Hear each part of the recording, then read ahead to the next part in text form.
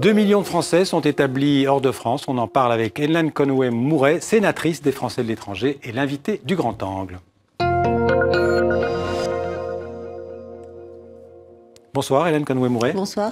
Alors vous êtes, je le disais, donc sénatrice des Français établis hors de France, ancienne ministre déléguée chargée des Français de l'étranger de 2012 à 2014. Alors d'abord une petite question de chiffres. J'ai dit 2 millions, combien de Français exactement? Parce que j'ai vu 1,3 million, 1,7 million, 2,2 millions si on compte les binationaux. Est-ce que vous avez un chiffre, disons, global et précis? Alors, le chiffre précis que nous avons, c'est le chiffre de ceux qui se sont inscrits au consulat. Ils sont 1,6 million. Donc, ça, c'est ceux qui sont enregistrés.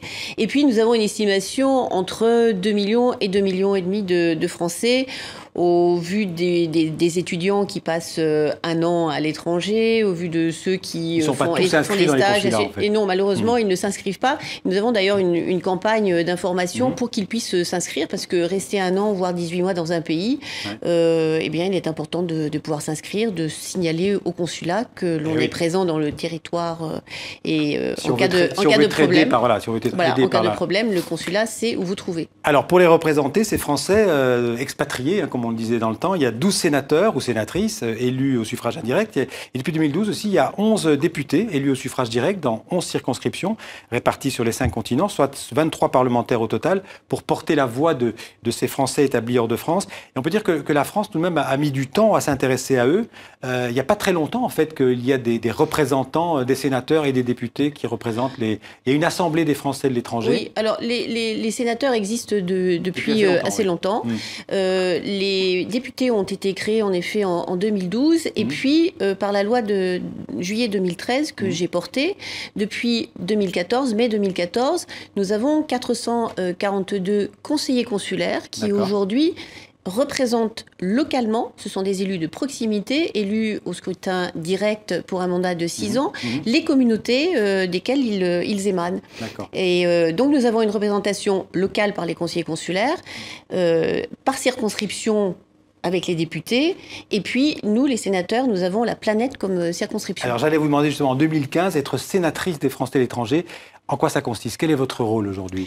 Notre rôle, eh bien, c'est d'avoir un regard transversal sur tout ce qui intéresse les Français de l'étranger, c'est-à-dire localement l'éducation de leurs enfants. Ils sont très attachés à la transmission de la langue française à leurs enfants.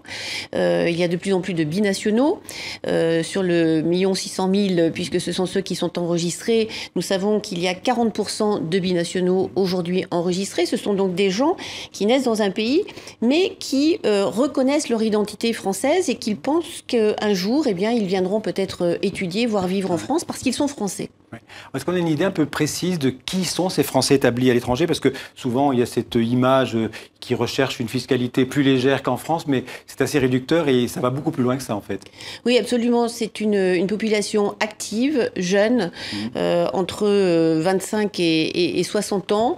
Nous avons finalement peu de retraités. Beaucoup décident au moment de la retraite de rentrer en France. Ceux qui restent, ce sont ceux qui sont partis très jeunes, qui ont fondé une famille et qui finalement n'auraient plus personne s'ils rentraient en France tardivement dans leur vie, et donc qui préfèrent de rester près de leurs enfants qui souvent eh bien, continuent à habiter là où ils sont nés. Est-ce que vous vérifiez aussi ce que certains disent, c'est que beaucoup de jeunes diplômés français partent à l'étranger, qu'il y a une véritable exode des têtes intellectuelles françaises, du capital intellectuel? Est-ce que c'est vrai ou est-ce que c'est une légende? Bon, alors d'abord, il y a toujours une surenchère sémantique où on parle en effet d'exil, de fuite. Le mot n'est jamais assez fort. Et en fait, les Français de l'étranger se sentent stigmatisés parce que quand on fuit quelque chose, les Syriens aujourd'hui fuient la Syrie, oui, parce que leur pays est en guerre. Les Français ne fuient pas la France. Ils quittent la France. En effet, beaucoup de jeunes n'ont pas de travail ici. C'est une réalité. Le gouvernement parle chaque jour de mesures qu'il essaie de mettre en place justement pour booster la croissance et donc pouvoir lutter contre le chômage. On sait très bien que le chômage des jeunes est trop élevé. Et donc, il est tout à fait normal que ces jeunes, aujourd'hui, c'est une génération Schengen. Il faut savoir que ces jeunes sont nés dans un espace où il n'y a plus de frontières. moi-même... Ça veut dire que pour eux, les frontières n'existent plus, en tout cas, au sein de l'Union européenne. Vous aussi, j'imagine, quand j'étais adolescente et que j'allais en Espagne, on passait des frontières. Aujourd'hui, il n'y en a plus. Donc ces jeunes, génération Schengen, Erasmus, a goûté à l'étranger, ont appris des langues étrangères, non plus cette barrière linguistique, et beaucoup, en fait, vont beaucoup plus loin que l'Europe, qui aujourd'hui est un continent quand même, du point de vue économique, qui est en panne par rapport à d'autres continents. Enfin, si vous allez en Chine, même avec un ralentissement très fort de la croissance chinoise, on est encore à 6 ou 7%. Nous, très laborieusement, nous en sommes à 1%. Alors, il faut d'ailleurs rappeler que les Français sont beaucoup moins nombreux à partir que d'autres, que par exemple les Allemands ou les Britanniques, qui sont beaucoup plus nombreux proportionnellement à la population totale. Mais je ne sais pas pourquoi nous nous faisons peur en parlant de la fuite des cerveaux, par exemple. Nous avons 100 000 étudiants français qui partent à l'étranger chaque année, et nous avons en retour 300 000 étudiants étrangers qui viennent étudier ici. Donc nous avons un Français pour 3 étrangers qui viennent. Et donc, de fait, nous avons une sorte de déficit parce que ceux qui viennent étudier en France rentrent chez eux. Ils ont donc appris notre langue. Et au niveau international, ce sont des gens qui, sur le marché du travail, finalement, ont des compétences linguistiques et autres peut-être supérieures aux étudiants français qui sont en concurrence dans les mêmes pays, c'est-à-dire des pays tiers. Ouais, j'imagine aussi que les destinations des Français qui partent à l'étranger ont changé. L'expatrié en Afrique, c'est quelque chose qui... Il y en a encore sûrement, mais ça appartient quand même un peu au passé aujourd'hui. Oui, vous savez, en fait, le terme d'expatriation, pour moi, est un terme obsolète parce qu'il contient, du point de vue sémantique, en tout cas pour nous, un accompagnement, certaines facilités, voire privilèges. Aujourd'hui, les Français partent individuellement. Chacun a un parcours personnel pour des raisons, donc... pour pouvoir étudier, pour pouvoir travailler, pour des raisons sentimentales. Il faut savoir quand même que beaucoup rencontrent ici en France ces étudiants ou étudiantes étrangers et les accompagnent dans leur pays de résidence, en tout cas retournent avec eux chez eux. Alors un des travaux auxquels vous vous attelez, c'est d'essayer d'aider ces étrangers, enfin ces Français qui vivent à l'étranger à revenir en France si le jour où ils décident de rentrer au pays.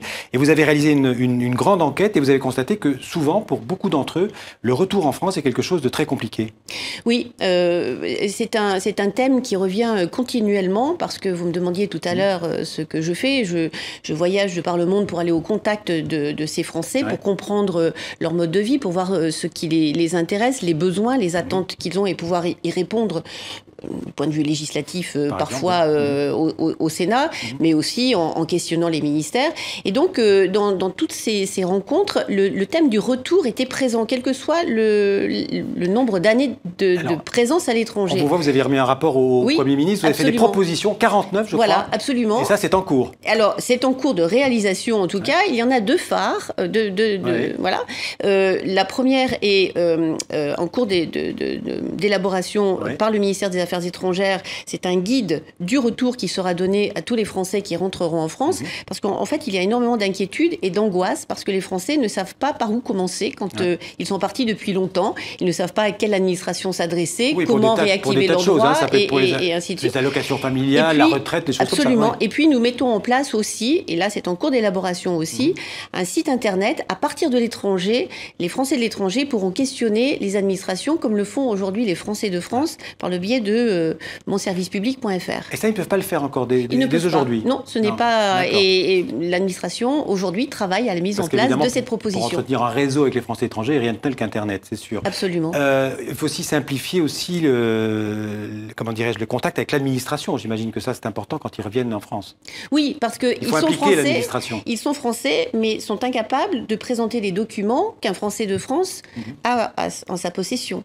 Et donc, il y a des blocages, il y a des incompréhensions, à la fois du point de vue de l'administration qui ne sait pas comment répondre à ces Français qu'ils ne reconnaissent pas comme français, parce que ceux-ci sont incapables de leur fournir les documents qu'on leur demande. Et vous allez parvenir à impliquer l'administration dans cette démarche? Ah bien, en tout cas, l'ensemble des propositions sont basées sur le bon sens. Nous demandons quelques changements qui ne coûtent rien, donc c'est quand même un gros avantage aujourd'hui, et qui fait simplement qu'il y aura une prise en compte, un volet international qui sera ajouté à chacune des administrations pour pouvoir justement répondre à ces Français qui n'arrivent pas en vague. Ce sont des gens qui arrivent individuellement dans différentes administrations et qui ont affaire à des personnes qui n'ont pas l'habitude de traiter leurs problèmes parce qu'ils sont spécifiques. Alors pour enfoncer le clou, je dirais, pour traiter cette question en France, vous organisez dès lundi un colloque au Sénat, un colloque intitulé « Les Français de l'étranger, un atout pour la France ». C'est un atout pour la France, vous en êtes convaincu? Ils sont un peu les ambassadeurs de la France à l'étranger, c'est souvent le cas? Alors c'est pas une question, hein, c'est une affirmation, oui, ce oui, titre-là. Oui, absolument, parce que je veux démontrer d'abord que le lien de ces Français avec la France est très fort. Oui. Deuxièmement, que chacun, par son activité, eh bien, permet à la France de rayonner, renforce bien sûr la francophonie par la langue, mais aussi chacun, vous parliez d'ambassadeur, je suis pas sûre que ça soit le terme approprié, en tout cas est un représentant de son pays. Ils le ressentent très très fortement, ils sont fiers d'être français et ils l'assument pleinement, et je crois qu'aujourd'hui nous avons besoin de toutes les compétences pour justement faire en sorte que la France rayonne et soit de plus en plus influente dans le monde. C'est un monde très compétitif et chaque Français a ce devoir-là. Merci Hélène Conway. On voit d'ailleurs l'affiche du colloque lundi, donc les Français à l'étranger, un atout pour la France. Ça va durer toute la journée, il y a plusieurs tables rondes. Il y en a 5 en effet. Voilà, dont TV5 est d'ailleurs partenaire. Merci beaucoup d'être venu sur notre plateau pour en parler. Merci, à bientôt.